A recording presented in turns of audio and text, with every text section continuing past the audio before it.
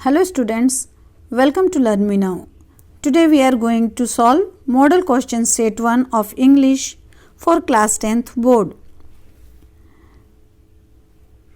Jharkhand academic council ने English का model question paper release किया है सेकेंडरी बोर्ड के लिए, जिससे कि जो बच्चे क्लास 10th का बोर्ड देने वाले हैं उनका प्रिपरेशन इसके प्रैक्टिस के द्वारा स्ट्रांग हो सके। तो इस मॉडल क्वेश्चन के द्वारा ये शो किया गया है कि आपको जो बोर्ड के एग्ज़ाम में जो क्वेश्चन पेपर होगा बिल्कुल इसी तरह होगा। क्वेश्चन इतने ही मार्क्स के आपको आएंगे। तो ये इंग्लिश के एग्ज़ाम 90 मार्क्स का होगा और बाकी के जो 10 मार्क्स होंगे वो स्कूल के इंटरनल असेसमेंट से मिलेंगे। तो ये 90 मार्क्स लाने के लिए आपके लिए जनरल इंस्ट्रक्शंस हैं, जो ये हैं कि आपका ये क्वेश्चन पेपर 3 पार्ट में 3 सेक्शन में डिवाइडेड होगा। इसमें 3 सेक्शन होंगे। सेक्शन 1 रीडिंग होगा जिसमें 24 मार्क्स के क्वेश्चन होंगे।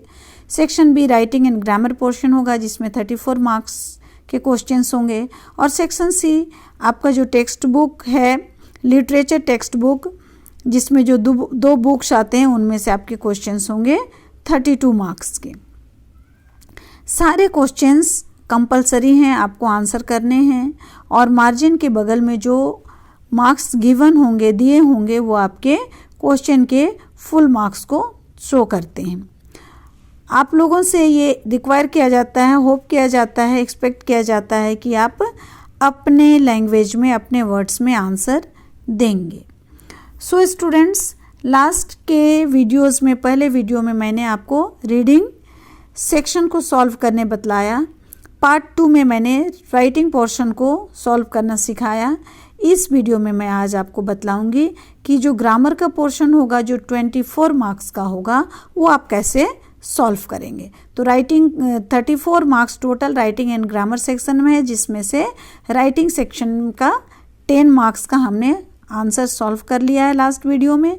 इस वीडियो में रेस्ट के 24 मार्क्स के क्वेश्चन को हम लोग सॉल्व करेंगे। So let's start to solve. तो ये जो क्वेश्चन होगा 3rd नंबर क्वेश्चन होगा, जिसमें आपको क्वेश्चन नंबर 20 से क्वेश्चन नंबर 40 तक के क्वेश्चन करने होंगे। तो ये MCQs हैं, टिक करने हैं। 4 आंसर आपको गिवन है क्वेश्चन के। उन चारों ऑप्शन में से एक ऑप्शन आपका सही होगा। आप क्वेश्चन को ध्यान से पढ़ेंगे और उसके आंसर को सही आंसर को आपको लिखना है। तो now let's start question number 20। When the subject is the agent और doer of the action, the verb is in the. तो सब्जेक्ट जब सेंटेंस में डूअर होता है, एक्शन करने वाला होता है, काम करने वाला होता है, तो वह सेंटेंस किस वॉइस में होता है? एक्टिव वॉइस में, पैसिव वॉइस में, नॉर्मल वॉइस में, या इन तीनों में से कोई नहीं। तो जब कभी हमारा एक्टिव वॉइस का मतलब टेंस का जो सेंटेंस होता है, असर्टिव सेंटेंस कैसा होता है? पहले सब्जेक्ट होता है, देन वर्ब होता है, देन ऑब्जेक्ट होता है। तो सब्जेक्ट डूअर होता है जो वर्ब को करता है और उसका इफेक्ट ऑब्जेक्ट पर पड़ता है। मतलब सब्जेक्ट डूअर हुआ किस में? एक्टिव वॉइस में। तो एक्टिव वॉइस हमारा करेक्ट है, इसके लिए हमें 1 मार्क्स मिलेंगे। Question number 21, he dash this place last month. तो इस सेंटेंस में लास्ट मंथ शो कर रहा है कि ये सेंटेंस सिंपल पास्ट टेंस का है। तो हमारा आंसर सिंपल पास्ट टेंस का वर्ब होगा यहाँ पर। ए विजिट्स B5 है, प्रेजेंट टेंस का है। बी विजिट प्रेजेंट टेंस का वर्ब है। सी विजिटेड सिंपल पास्ट टेंस है, V2 है। तो ये हमारा करेक्ट आंसर होगा। और चूंकि ये करेक्ट आंसर हो चुका है तो नन ऑफ दीज का कोई यूज़ नहीं है, इसके लिए हमें 1 मार्क मिलेगा। Question number 22, she worked hard so that she dash pass. Sentence में जो ये वर्कड हार्ड है, ये वर्कड दिखा रहा है कि सेंटेंस पास्ट टेंस में है। तो हमारा जो आंसर होगा वो भी पास्ट टेंस में होगा। ए में, ये प्रेजेंट टेंस में यूज किया जाता है में। B must, C what, must compulsion के लिए कहा जाता है। सी ऑट जो है वह सोशल ऑब्लिगेशन को शो करता है। तो हम यहाँ देख रहे हैं कि वर्कड हार्ड जो हमारा वर्ब है उसके अकॉर्डिंग हमारा सी के बाद क्या फील होना चाहिए था? सी कुड पास या फिर सी माइट पास। कुड और माइट दोनों ही आंसर में नहीं है, इसलिए हमारा आंसर होगा नन ऑफ दीज, इनमें से कोई नहीं। इसके लिए भी हमें 1 मार्क्स मिलेगा। Question number 23, I dash speak 3 languages. तो यहाँ 3 लैंग्वेज की बात की, स्पीक करने की बात कर रही है, मतलब हमारी एबिलिटी है, हमारी कैपेसिटी है। 3 लैंग्वेज स्पीक करने की एबिलिटी को दिखा रहा है। तो ये आंसर देखिए कौन होगा, ए कुड। हमारा सेंटेंस यहाँ पर प्रेजेंट टेंस में है, कुड नहीं हो सकता, रॉन्ग। बी कैन, तो कैन हमें कैपेसिटी या एबिलिटी की बात बताता है, इसके लिए कैन हमारा राइट आंसर होगा। सी नीड, 3 लैंग्वेज नीड स्पीक करने का कोई नीड, हमें यहाँ कोई इंस्ट्रक्शन नहीं है, इसलिए नीड नहीं होगा। और चूंकि बी आंसर कैन करेक्ट हो चुका है, तो डी नन ऑफ दिस का कोई यूज़ नहीं है, इसके लिए भी हमें 1 मार्क मिलेगा। 24, ईट डैश रेन टुडे। ये टुडे की बात हो रहा है, मतलब सेंटेंस प्रेजेंट टाइम की बात बता रहा है, प्रेजेंट टेंस में है। तो आंसर देखिए ए ऑट, रेन होना कोई सोशल ऑब्लिगेशन नहीं है, ऑट नहीं होगा, रॉन्ग। बी में पॉसिबिलिटी को बता रहा है, मतलब आज बारिश हो सकती है, पॉसिबिलिटी है, तो ये बी में करेक्ट है, जो बोल्ड लेटर में मैंने दिखाया है।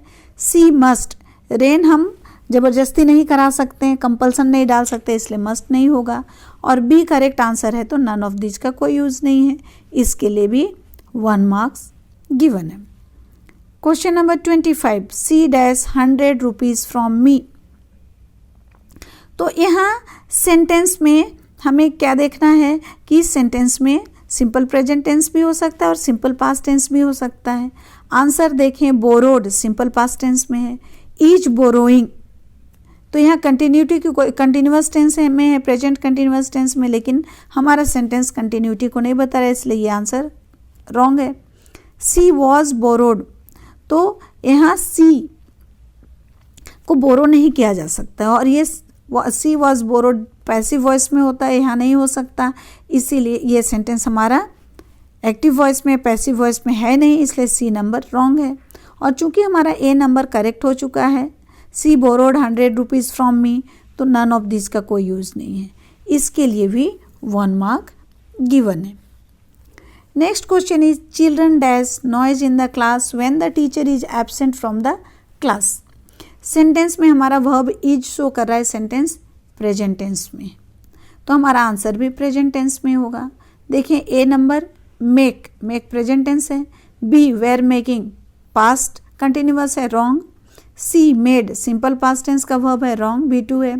नन ऑफ दिस, चूंकि हमारा ए मेक प्रेजेंट टेंस में आंसर है, तो वो हमारा आंसर करेक्ट है, इसलिए डी नन ऑफ दिस का कोई यूज नहीं है, इस क्वेश्चन के लिए भी 1 मार्क गिवन है।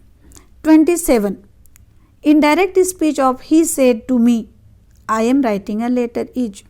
तो ये जो हमारा सेंटेंस है, he said to me I am writing a letter, direct speech में है, इसको चेंज करना है इनडायरेक्ट स्पीच में। तो इनडायरेक्ट स्पीच में चेंज करने का हमारा रूल क्या है कि ये he said to me reporting speech है, I am writing a letter reported speech है। तो रिपोर्टिंग स्पीच अगर पास्ट टेंस में हो, तो रिपोर्टेड स्पीच भी किस में होगा, पास्ट टेंस में भी ही होगा। तो पास्ट टेंस में कैसे होगा, अगर ये प्रेजेंट सिंपल प्रेजेंट है तो सिंपल पास्ट, प्रेजेंट कंटिन्यूअस है तो पास्ट कंटिन्यूअस। तो हमारा सेंटेंस प्रेजेंट कंटिन्यूअस है, इसलिए ये पास्ट कंटिन्यूअस में चेंज होगा। Now let's change the sentence. A, he told me that he was writing a letter, तो ही सेड टू मी हमारा ऑब्जेक्ट है, इसलिए सेड चेंज हो जाएगा टोल्ड में। He told me, comma change हो जाता है दैट में, चेंज हो गया। आई हम अकॉर्डिंग टू रूल, आई जहाँ होता है वो रिपोर्टिंग स्पीच के सब्जेक्ट के अकॉर्डिंग चेंज होता है, तो यहाँ सब्जेक्ट ही है, तो ये ही लगेगा, आई के बदले हम ही लगा देंगे।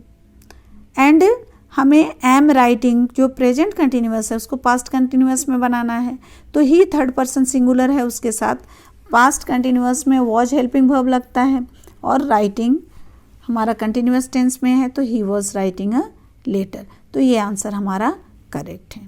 अब देखें कि ये करेक्ट है कि नहीं, उसको चेक करने के लिए बी सी डी को भी करना है। बी को चेक करें, ही सेड टू मी के according he told me that हो गया, कॉमा के बदले that, he is writing a letter. यहाँ ही आई को ही में तो चेंज किया, लेकिन एम को चेंज नहीं किया, जो कि चेंज होना चाहिए। क्यों? क्योंकि reporting verb said past tense में है, इसीलिए एम को भी पास्ट टेंस में होना है, जो यहाँ नहीं है, तो इसलिए ये सेंटेंस रॉन्ग है। C, he told me that, यहाँ तक तो सही है। He will be writing a letter, यहाँ इज जो है एम राइटिंग जो है उसको हम लोगों को सेड के अकॉर्डिंग क्या करना है, पास्ट फॉर्म में लाना है। विल बी फ्यूचर फॉर्म बता रहा है, इसलिए ये आंसर रॉन्ग है। चूंकि ए आंसर सही हो चुका है, इसलिए डी का कोई यूज़ नहीं है। इसके लिए भी हमें 1 मार्क मिलेंगे। Question number 28, passive voice of Ram killed a tiger. Ram killed a tiger जो सेंटेंस है एक्टिव वॉइस का, इसे हमें चेंज करना है पैसिव वॉइस में। पैसिव वॉइस का रूल को हम रिमेंबर करें, क्या है कि एक्टिव वॉइस का सब्जेक्ट पैसिव वॉइस का ऑब्जेक्ट बन जाएगा और एक्टिव वॉइस का ऑब्जेक्ट पैसिव वॉइस का सब्जेक्ट बनेगा।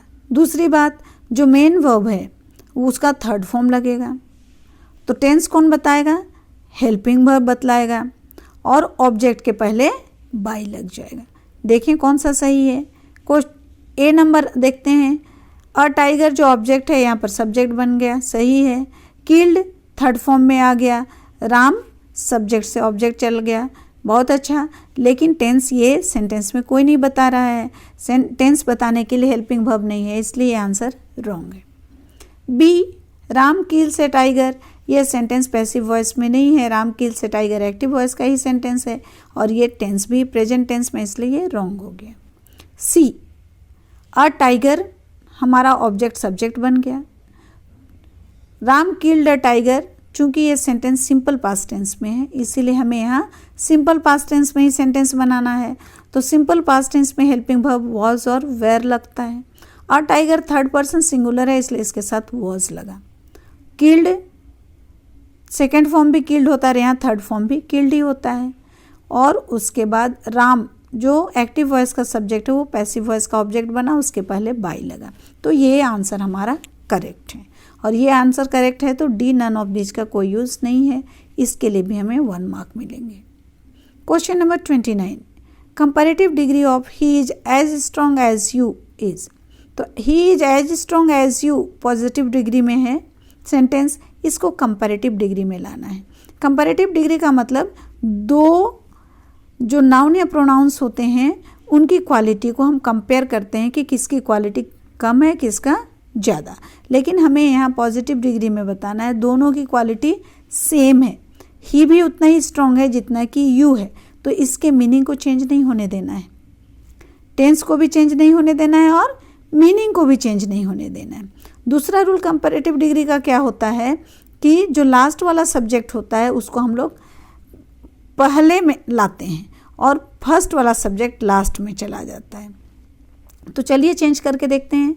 ए नंबर, यू, यहाँ ही इज है, मतलब सेंटेंस प्रेजेंट टेंस में है तो यू के साथ आर लगता है, सही है।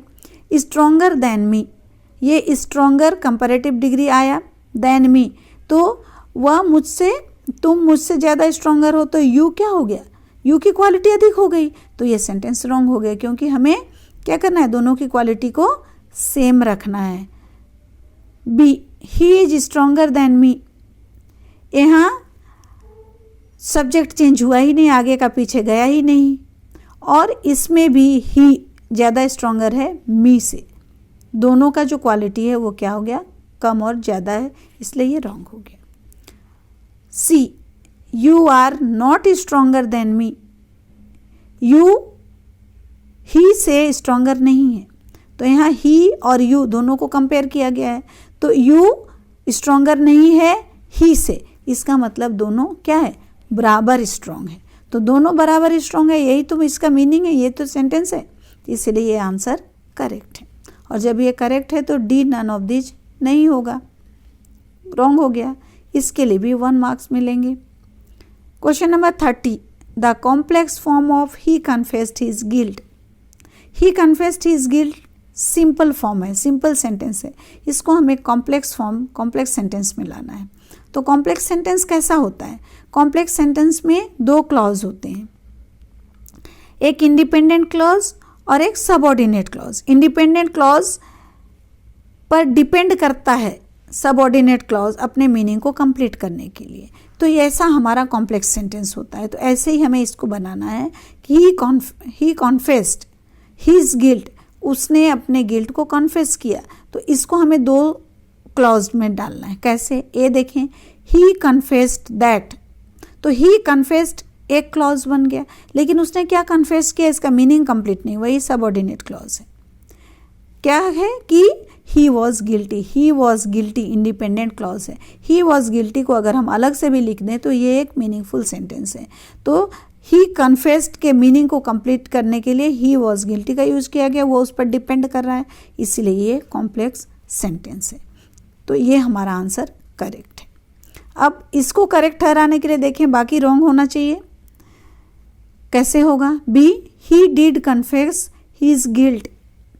तो यहाँ पर ही डिड कन्फेस हमारा सेंटेंस नहीं बनता है। कन्फेस में ईडी लगाकर हम उसे V2 बनाते हैं, ही डिड कन्फेस नहीं बनाते हैं, तो इसलिए ये रॉन्ग है। दूसरी बात, इसमें दो क्लॉज नहीं है।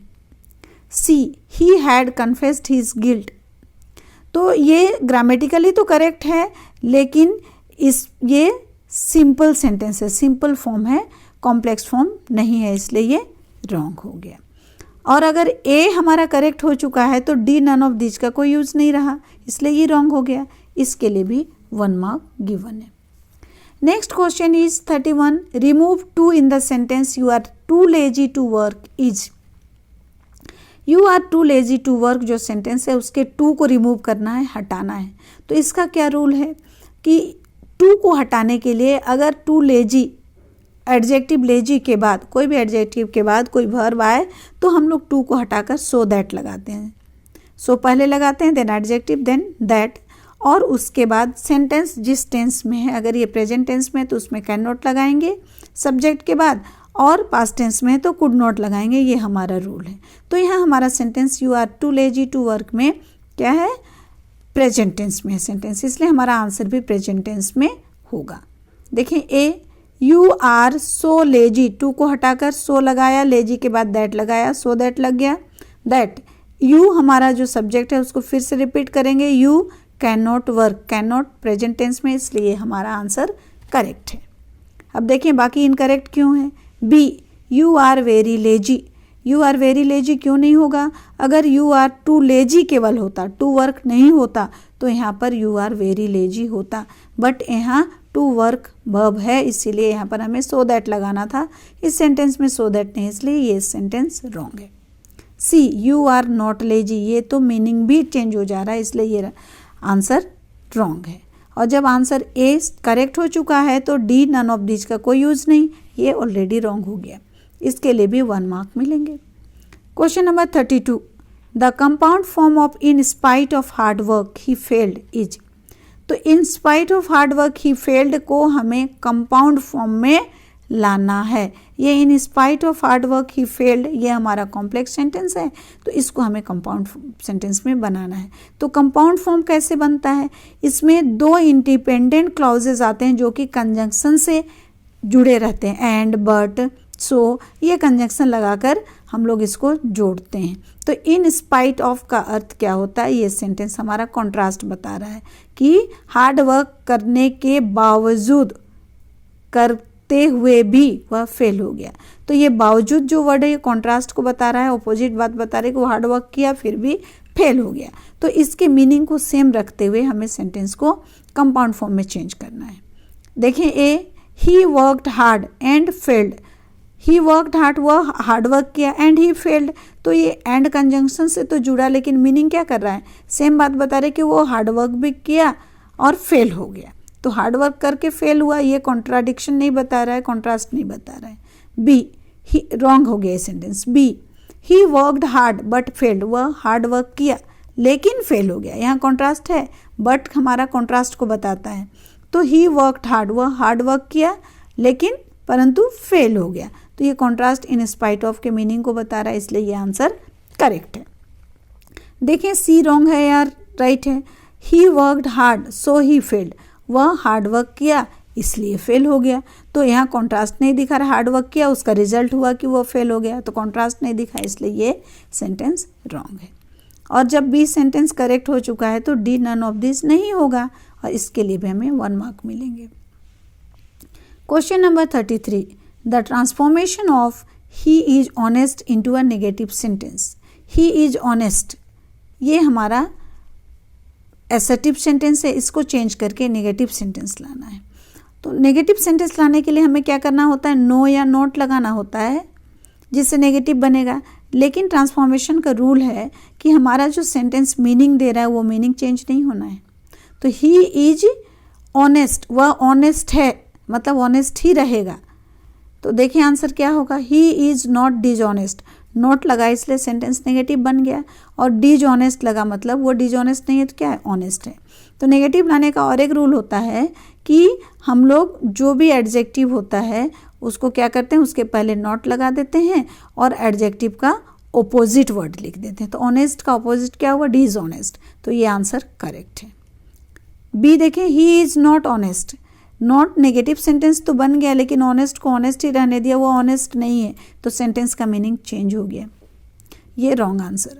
सी, ही इज डिसऑनेस्ट, इसने ऑनेस्ट का ऑपोजिट तो लिख लिया लेकिन सेंटेंस को नॉट नहीं लगाया, नेगेटिव नहीं बनाया, इसलिए आंसर इनकरेक्ट है। और चूंकि आंसर ए करेक्ट है तो डी नन ऑफ दिस नहीं होगा, रॉन्ग हो गया, इसके लिए भी 1 मार्क मिलेंगे। Question number 34, the interrogative form of it can not be true is. It can not be true, ये जो सेंटेंस है इसको हमें इंट्रोगेटिव बनाना है। तो इंट्रोगेटिव बनाने का रूल क्या होता है कि हम हेल्पिंग वर्ब को पहले लाते हैं, लास्ट में क्वेश्चन मार्क। लेकिन यहाँ तो 3 आंसर में तीनों में हेल्पिंग वर्ब पहले आया और लास्ट में क्वेश्चन मार्क है, तो इस पर ध्यान देना होगा कि कौन सा सही होगा। तो कैन नॉट, ये हेल्पिंग वर्ब जो होगा वो जो हमारा सेंटेंस में है हेल्पिंग वर्ब यूज किया हुआ वही हेल्पिंग वर्ब लगेगा, इसलिए ए विल इट बी ट्रू गलत हो गया, रॉन्ग हो गया, क्योंकि यहाँ विल हेल्पिंग वर्ब है और हमारा क्वेश्चन में कैन हेल्पिंग वर्ब है, तो ये आंसर गलत हो गया।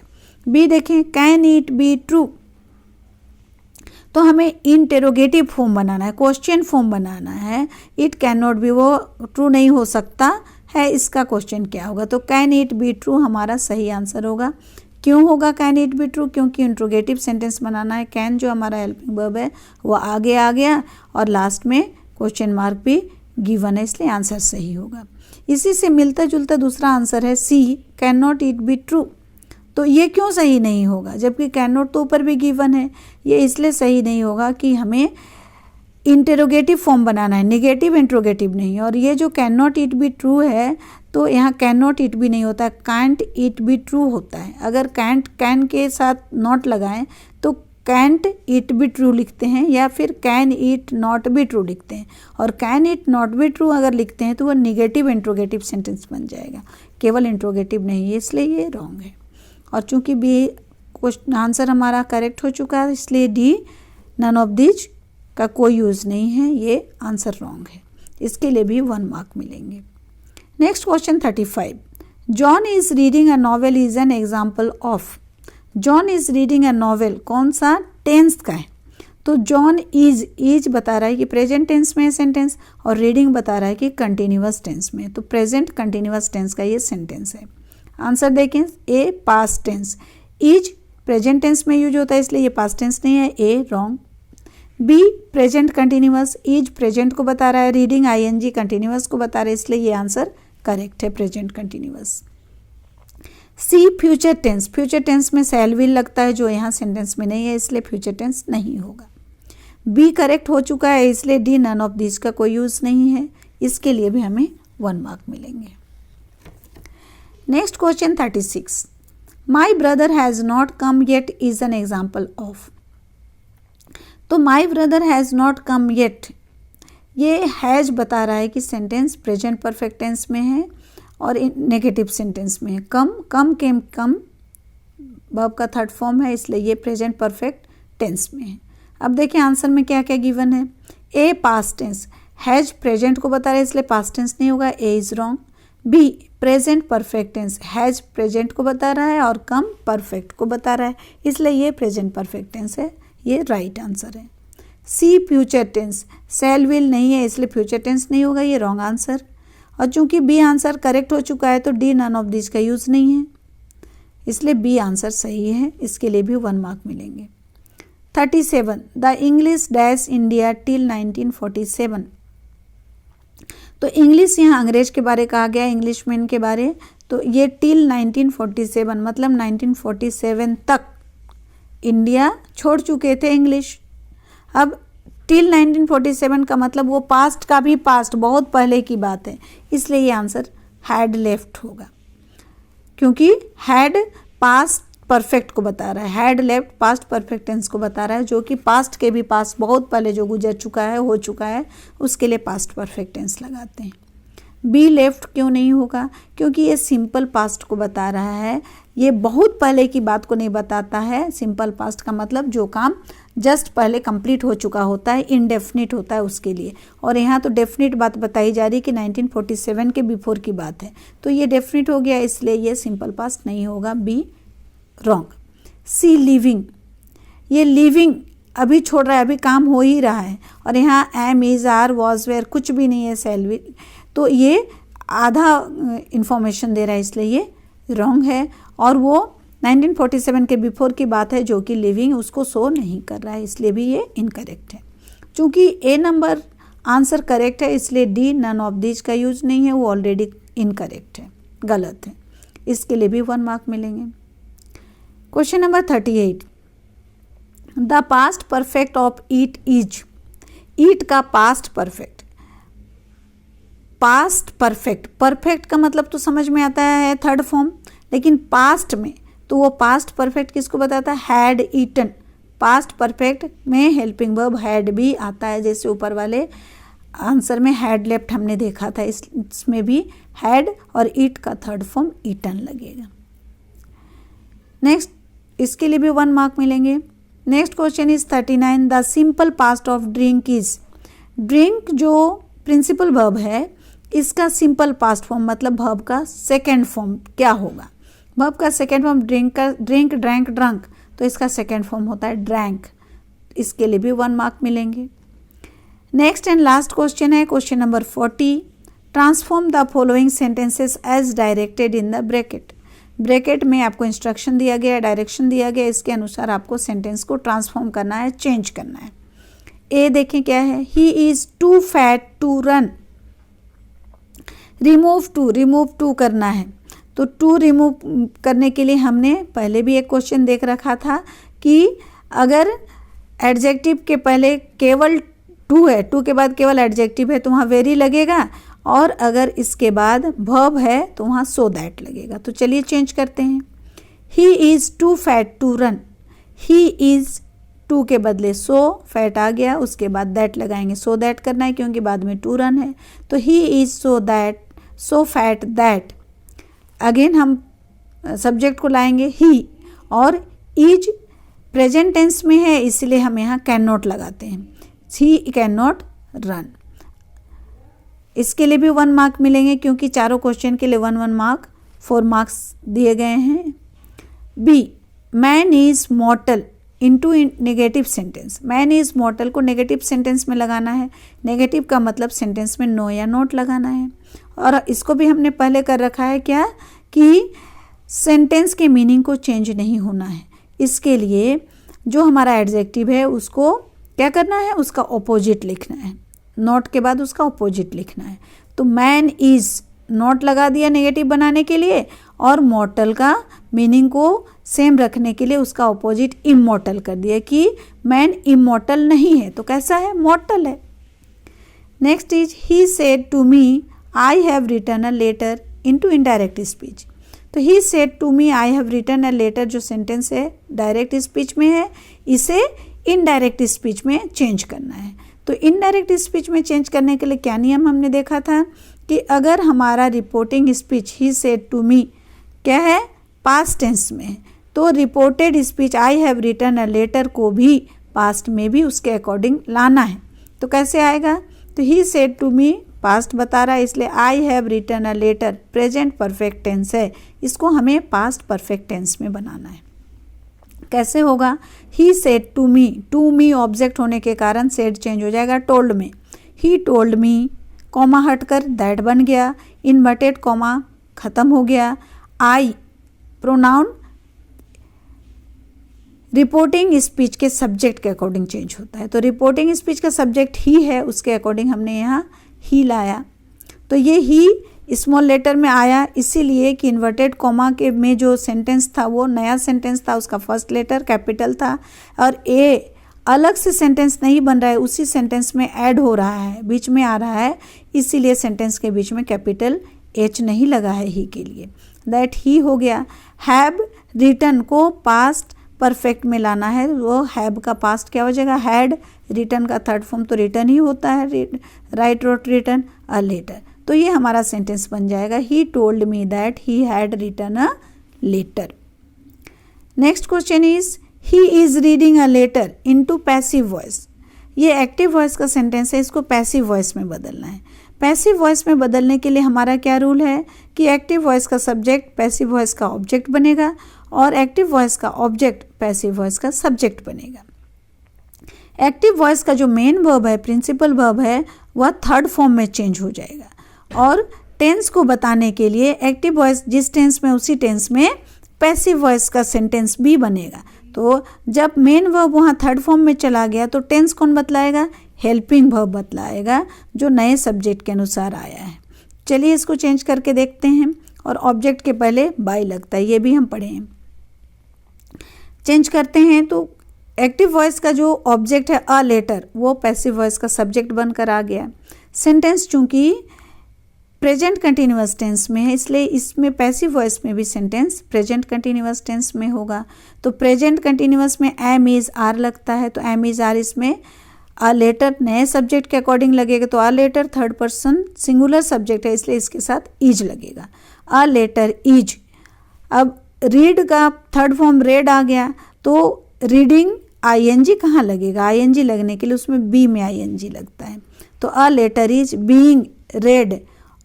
और ही जो सब्जेक्ट है वो सब्जेक्टिव केस में जब ऑब्जेक्ट बनेगा तो उसका ऑब्जेक्टिव केस में बनाना है, तो ही का ऑब्जेक्टिव केस होता है हिम, तो ये सब्जेक्ट यहाँ ऑब्जेक्ट बन गया, उसके पहले बाई लगेगा। तो हमारा न्यू सेंटेंस बन गया, a letter is being read by him. तो ये चारों क्वेश्चन के भी 1-1 मार्क्स हमें मिलेंगे। सो स्टूडेंट्स, आपको मेरा ये ग्रामर वाला वीडियो कैसा लगा इस पर कमेंट ज़रूर करें। अगर आपको ये वीडियो पसंद आया, मेरा क्वेश्चन सॉल्व करना यूज़फुल लगा, तो आप इसे लाइक करें, अपने फ्रेंड्स के साथ शेयर करें, जिससे कि वे भी इसको समझ सकें, सॉल्व कर सकें। और अगर आज तक आपने मेरे वीडियोस को सब्सक्राइब नहीं किया है तो आज ज़रूर से ज़रूर सब्सक्राइब करें, जिससे कि इसके बाद के आने वाले लिटरेचर पोर्शन का जो वीडियो होगा उसका नोटिफिकेशन आपको टाइम पर मिल सके। थैंक्स।